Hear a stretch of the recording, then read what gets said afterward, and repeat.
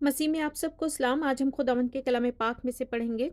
यिर्मयाह नबी की किताब द बुक ऑफ जर्माया, उसका 20 बाब और उसकी 8 और 9 आयात। Chapter 20 versus 8 and 9। खुदावंद के पाक कलाम में यूँ लिखा है, क्योंकि जब जब मैं कलाम करता हूँ जोर से पुकारता हूँ। मैंने गजब और हलाकत का ऐलान किया, क्योंकि खुदावंद का कलाम दिन भर मेरी मलामत और हंसी का बायस होता है। और अगर मैं कहूँ कि मैं उसका जिक्र ना करूँगा, ना फिर कभी उसके नाम से कलाम करूँगा, तो उसका कलाम मेरे दिल में जलती आग की मानिंद है, जो मेरी हड्डियों में पोशीदा है, और मैं जब्त करते करते थक गया और मुझसे रहा नहीं जाता। पाक कलाम के पढ़े और सुने जाने पर खुदावंद की बहुत बरकत हो और खुदावंद का बहुत शुक्र हो। आइए खुदावंद के आगे झुके, उससे माफ़ी मांगे अपने दिन भर के किए गुनाहों की,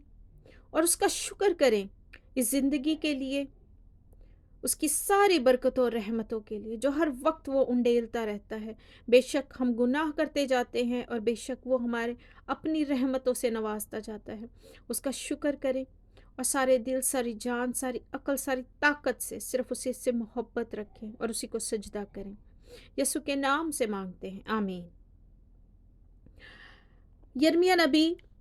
बहुत कम उम्री से खुदावंद ने उनको चुन लिया, और वो कहते हैं कि खुदावंद ने माँ के पेट ही से उनको चुन लिया, और वो उस वक्त से लेके इसराइलियों को खुदावंद का सख्त कलाम सुनाते हैं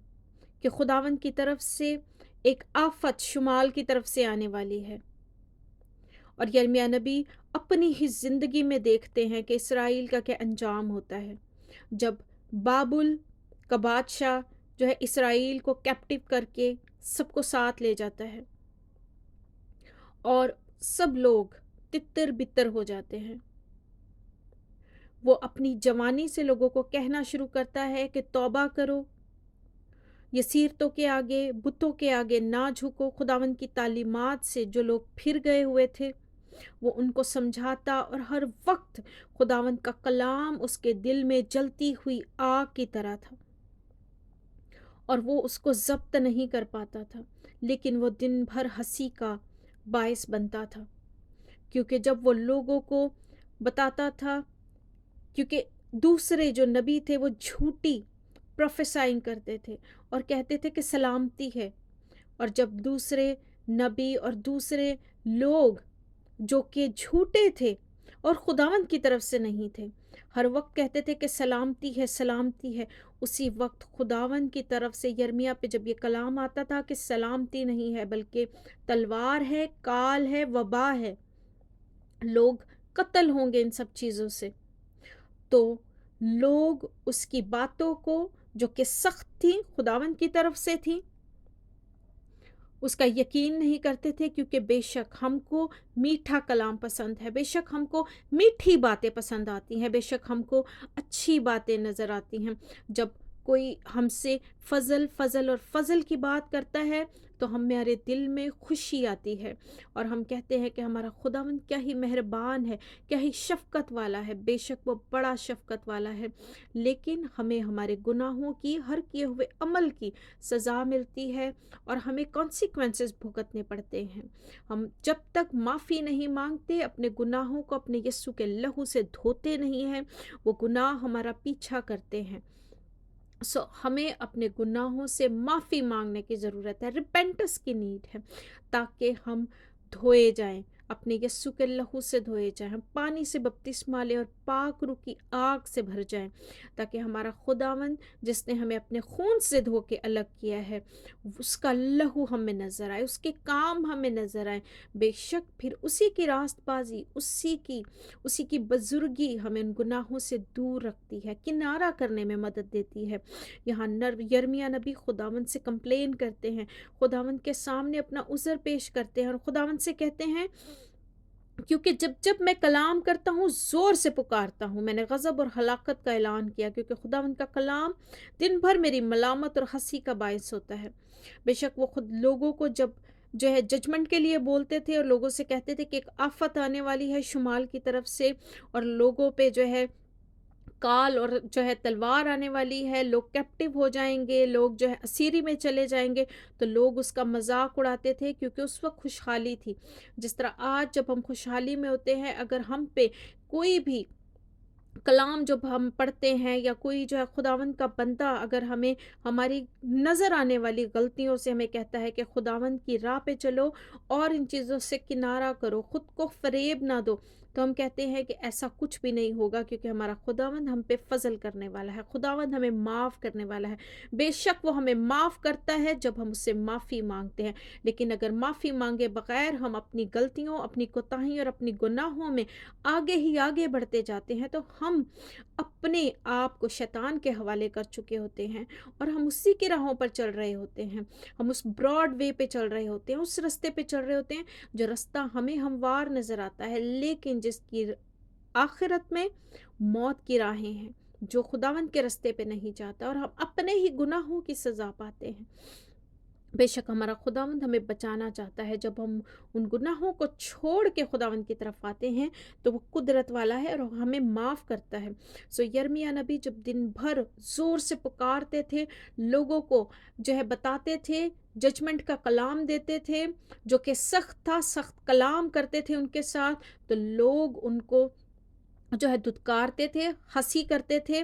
اور وہ اس چیز کے منتظر رہتے تھے کہ یہ جھوٹا ثابت ہو اور اس کو ٹھوکر لگے، لیکن انہوں نے خداوند کے فضل سے اپنی زندگی میں ہی اپنے سارے کلام کو جو خداوند کی طرف سے تھا، جو خداوند کے منہ کی باتیں تھی، پوری ہوتے دیکھا،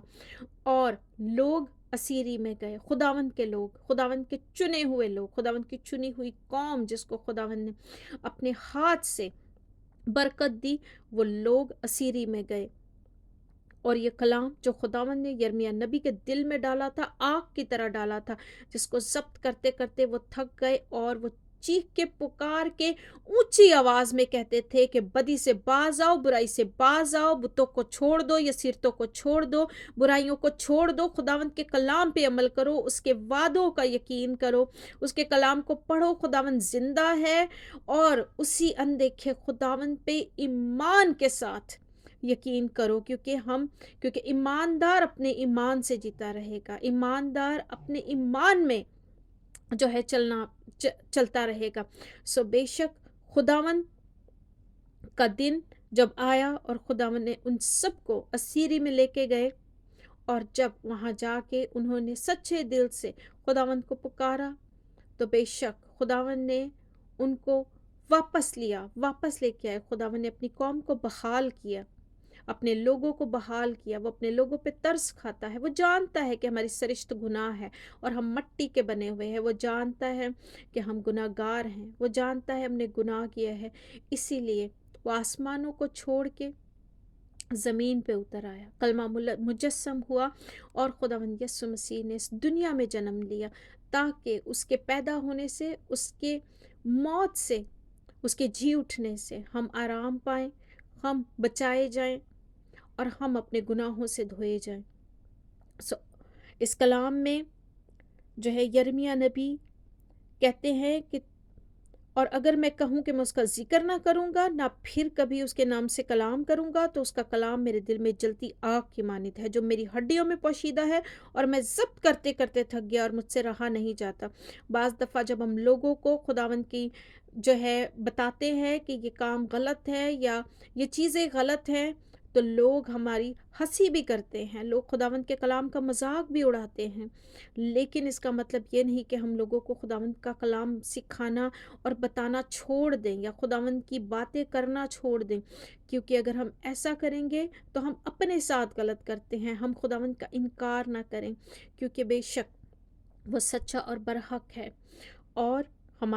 ہمارے اندر وہ کلام جیسے یرمیاہ نبی کے دل میں جلتی آگ کی مانند تھا، اسی طرح جلتی آگ کی مانند رہے، اور ہم ہر وقت اس میں جلتے رہیں، اور لوگوں کے دلوں کو اس سے موم کرتے رہیں، لوگوں کی روحوں کے جو ہے اس سے بچاتے رہیں، تاکہ ہمارا خداوند ہمیں اجر دے، اور ہماری ہڈیوں میں جو وہ پوشیدہ ہے جس کا ضبط کرتے کرتے ہم تھک گئے ہیں، آج ہم اس کو لوگوں کے سامنے بیان کریں اور لوگوں کے سامنے ظاہر کریں کہ ہمارا خداوند کیسا ہے، وہ زندہ ہے، اور بے شک وہ گناہوں کو پسند نہیں کرتا۔ اگر ہم گناہ گار ہیں تو آج ہم اس کے سامنے آئیں، توبہ کریں، بپتسمہ لیں اور اس کے نام کا اقرار کریں، تاکہ وہ ہمارے سارے گناہوں کو دھو دے اور ہمیں پاک اور صاف کر دے۔ پھر ہم اسی کے رستوں پر چلیں جو سکڑا ہے لیکن زندگی کی طرف جاتا ہے۔ خداوند اس کلام کے وسیلہ سے مجھے اور آپ کو بہت برکت دے، آمین۔